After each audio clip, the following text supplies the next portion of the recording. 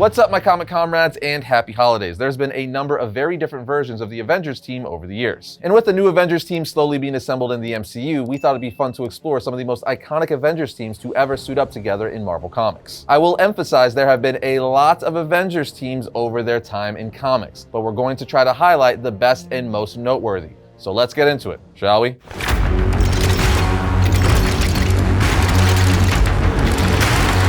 First and foremost, we have the plain old Avengers, the Avengers team all the other incarnations are based off of. The Avengers first came together in Avengers 1 in September of 1963. They originally came together to fight the Hulk, who Loki was manipulating. The founding members are Iron Man, Thor, Ant-Man, Wasp, and Hulk. What a lot of people don't mention is that the Wasp was the one who came up with calling the team the Avengers. As Hulk joins the team, he asks, "What are you calling yourselves?" Wasp says, "It should be something colorful and dramatic, like the Avengers," or Ant-Man then interrupts saying, "Or nothing, that's it, the Avengers." Iron Man then says, "We'll fight together or separately if need be." Hulk speaks up saying, "I pity the guy who tries to beat us." With Thor finally saying, "We'll never be beaten, for we are the Avengers." And just like that, Earth's mightiest heroes, the Avengers assembled for the very first time. With that said, let's start talking about some alternate versions of the team. First up, we have the Avengers West Coast, or the West Coast Avengers. Simply put, the West Coast Avengers are the Avengers of the West Coast based out of California to handle threats in a quicker fashion on the West Coast of the country. The team was formed when Vision, who was the leader of the Avengers at the time, told the government that a new Avengers team was needed in the West. They were like, "You know what? You're right," and made Hawkeye the leader of this branch off of the Avengers, with their base of operations being in Los Angeles. The team consisted of Mockingbird, James Rhodes Iron Man, Wonder Man, Tigra, the Shroud, and Bill Foster. But like all superhero teams, the roster would constantly change. Next up, we have the Great Lakes Avengers. The Great Lakes Avengers are a group of comedic or goofy heroes based out of Milwaukee who then moved to Michigan. You all know Mr. Immortal from She-Hulk? Well, in the comic, after trying to kill himself but failing, he was like, "Screw it, I'm going to become a superhero," at which point he joined like-minded people with offbeat powers, such as Doorman, Big Bertha, Dinosaur, and Flatman, forming the Great Lakes Avengers. While forming the team, they got the attention of Leatherboy, a sexual deviant who just wanted a good time in the area. But there you have it, the Midwest's greatest defenders, or Avengers. Moving along, we have the Uncanny Avengers. The Uncanny Avengers debuted in 2012, right after the Avengers vs. X-Men story. The team basically consists of half normal Avengers and half mutants, or X-Men, hence Uncanny Avengers. But they're also known as the Avengers Unity Squad because of the unification of Marvel heroes and mutants. As previously mentioned, the team formed after Avengers vs. X-Men as Captain America set out on a quest to form a sanctioned Avengers team that consisted of humans and mutants working together. A worthy cause, I'd say. But before we move on to the Ultimates versions of the Avengers, we got something from today's sponsor, Trends International, that you have to see. Superman has Metropolis, Spider-Man has Queens, and Batman has Gotham. Today we're partnering with Trends International to show you guys this awesome wooden map of the Dark Knight's favorite night spot, Gotham City. I freaking love this thing. This officially licensed artwork is 15 inches by 25 inches and is laser engraved into locally sourced solid pine. And with them being made on real wood, each piece is one of a kind. Each is unique due to variations in the wood coloring, grains, and takes more than 90 minutes of laser time to create. However, for each tree used in creation of these pieces, 5 trees are planted through the nonprofit One Tree Planted. And this amazing art isn't the only offered by Trends. Check it out. It's an OG Star Wars poster laser engraved into wood. And while both of these are going to stay right here in Variant Studios, I have to say these make a perfect gift for any occasion. In fact, it was chosen for Pop Insider's holiday gift guide as must-have merch, best geeky gift. Trends has more designs coming soon as well, so visit shoptrends.com now to get this exclusive art, or click our link in the description. And while you're there, take a look at their premium wall decor, calendars, posters, and all sorts of fandemonious goodness. And when you check out, use code VARIANT10 to get 10% off your order, but that offer is only valid through January 20th, so get it while you can.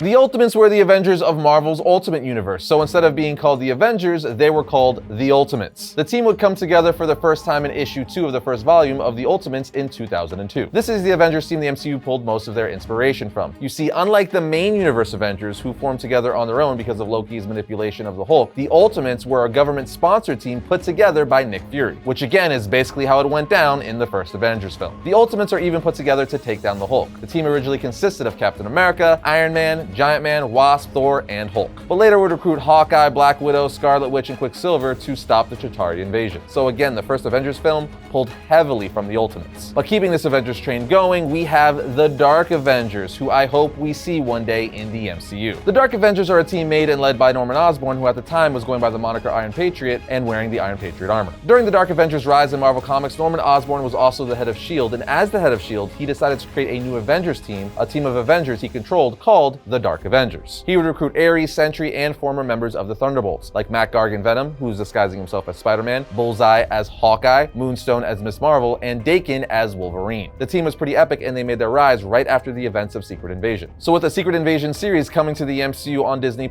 I hope this means potentially setting up the Dark Avengers. Well, let's move on to Secret Avengers. The Secret Avengers are a Black Ops version of the Avengers. They were formed by Captain America, aka Steve Rogers, during the Heroic Age. After the Dark Reign and Siege events, Hammer was dissolved. The president then gave Steve Rogers Norman Osborn's old job as top dog. Rogers decided to not continue Hammer or bring back S.H.I.E.L.D. and instead created a Secret Avengers to entrust with the world's security. He even handpicked the team himself, which consisted of Moon Knight, Ant-Man, Black Widow, and Sharon Carter. But the team would also have such members as War Machine, Beast, Nova, and Valkyrie. Like I said earlier, superhero team rosters are always changing. Next, we have a really popular version of the Avengers, which is the New Avengers. They formed after Avengers disassembled. The team first formed during the first few issues of the 2005 New Avengers title by Brian Michael Bendis. Essentially what happens is Electro caused a huge breakout at the supervillain prison called the Raft, at which point a team of New Avengers assembled to try to stop the breakout. Some of those said heroes are Captain America, Iron Man, Luke Cage, Spider-Man, and Sentry. But the team would also add Spider-Woman, Wolverine, and Echo as Ronin. The whole breakout arc from this run is really good, and it's where we get the moment of Sentry flying Carnage into space, ripping him in half with his bare hands. Now we have a team that we're probably going to see in the MCU pretty soon here, and that of course is the Young Avengers. We all know the MCU has been slowly setting up the Young Avengers with their introductions of Kate Bishop, Wiccan, Speed, Eli Bradley, and Cassie Lang. Anyway, as the name suggests, they are a group of young heroes with abilities and powers that mirror those of the normal Avengers. In the comics, the team originally consisted of Iron Patriot, Wiccan, Iron Lad, and Hulkling. The team was put together by Iron Lad in order to beat a future version of himself that was Kang the Conqueror. But the team would later be disbanded until Kate Bishop would form a new Young Avengers, which we actually get into a little bit in our History of Kate Bishop episode, and you can find that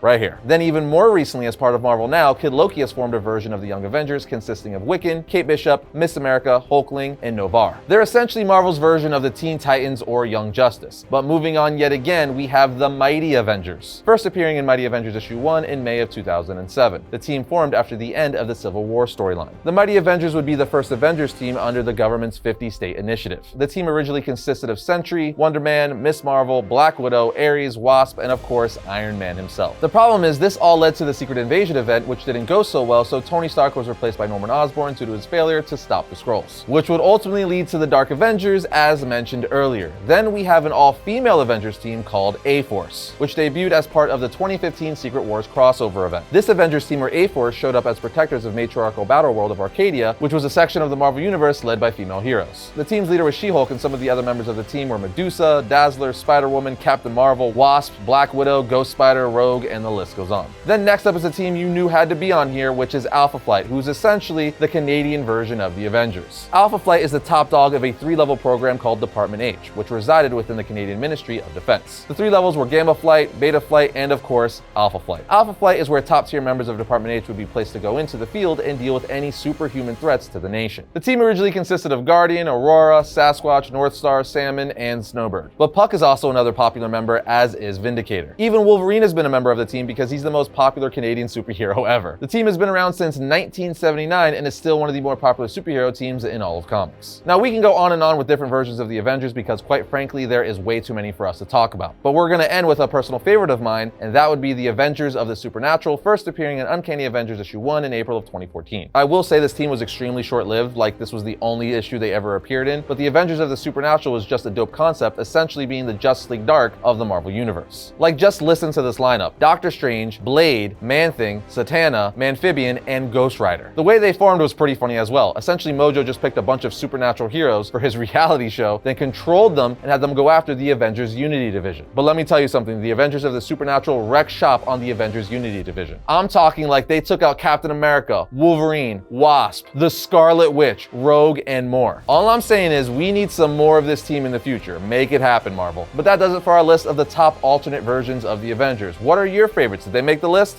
Let us know down in the comments. And that's going to bring today's episode to a close, but if you enjoyed this episode, check out this one right here. And if you like all of our content, like, subscribe, and comment. It helps the channel out. But other than that, I'll see you next time when I talk about all things comics.